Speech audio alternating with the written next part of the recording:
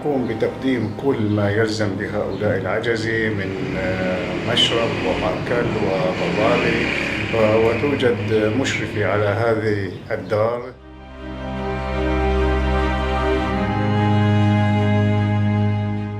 بقضي لهم كل احتياجاتهم لأنه هن ما بيقدروا كل واحد يعني إنه بيلبي طلباته لحاله، بس هون نحن كلنا بنساعد بعضنا وعايشين.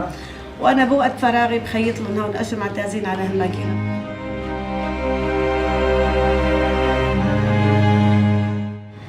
أنا سمع أبوي حبسني مع الكلب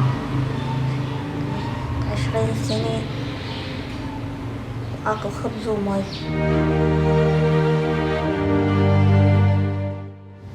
هيك بكيت والدي.